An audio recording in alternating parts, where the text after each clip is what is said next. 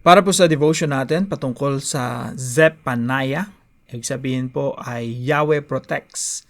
Ito po ang pangalan ng propeta, isa sa mga propeta sa Old Testament, Zephaniah.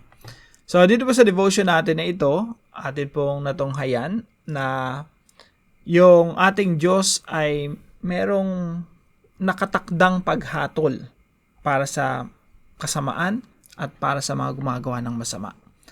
So ilan po sa mga puntos na binigyan natin diin. The day of the Lord shall come against evil. The day of the Lord is judgment and salvation. And the Lord hides and protects His people. Now, sa araw ng paghukom mga kapatid, wala pong pwedeng lumusot.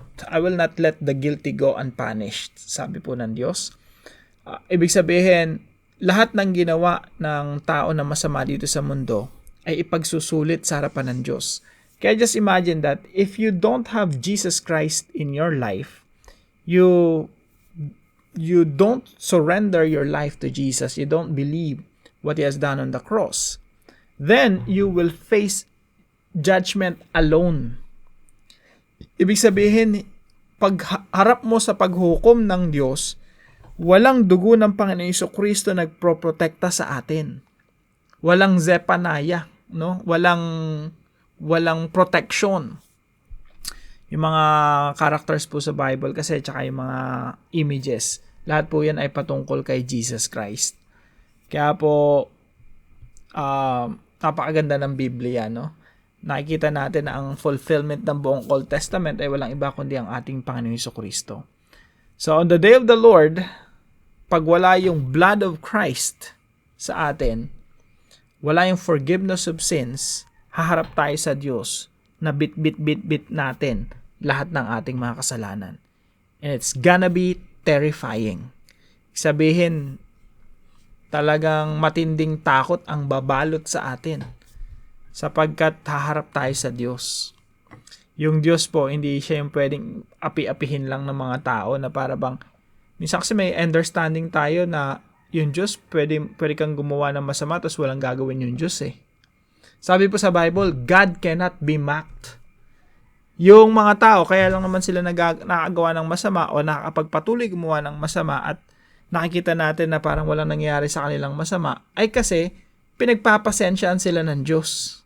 Lagi pong inihahayag ng Biblia na the Lord is slow to anger. Ang Diyos ay mabagal sa pagkagalit. Kaya po, marami tayong nakikita mga masasamang tao, ang saya-saya pa nila sa buhay nila, ini-enjoy nila yung mga pera nila, mga male-maleta, para bang wala nangyayari sa kanila. Pero merong day of reckoning, merong the day of the Lord for them. Now, sabi po rito sa Zephaniah chapter 1 verse 18, neither their silver nor their gold will be able to save them on the day of the Lord's wrath. Kahit ang kanilang pilak o ang kanilang ginto ay hindi makakapagligtas sa kanila sa araw ng puot ng Panginoon. Kasi God cannot be bribed. Hindi mo pwedeng suhulan ng Diyos ng ginto, ng pilak. Hindi mo siya pwedeng suhulan ng pera kahit sandamakmak na maleta yung pera mo dyan.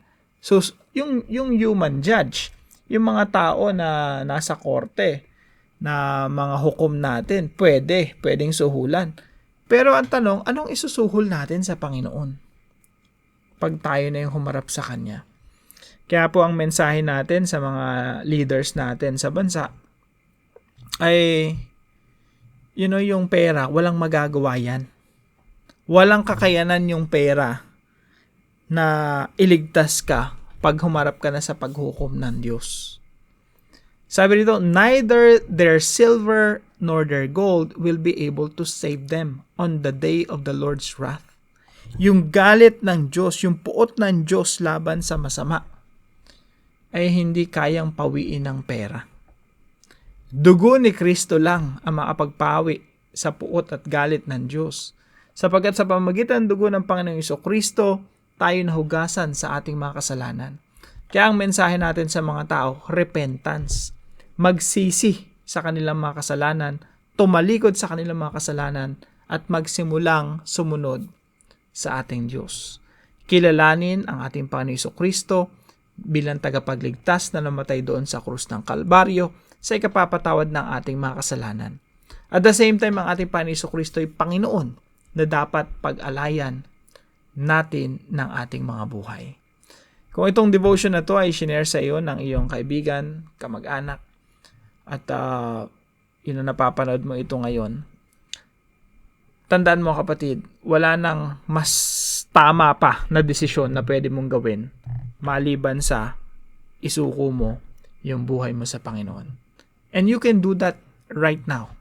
You can talk to Jesus right now and tell Him, Lord, forgive me. I'm so sorry. Marami akong nagawang mali. Patawarin niyo po ako. Nais ko pong ibigay ang aking buhay sa inyo. Kayo po bilang Panginoon.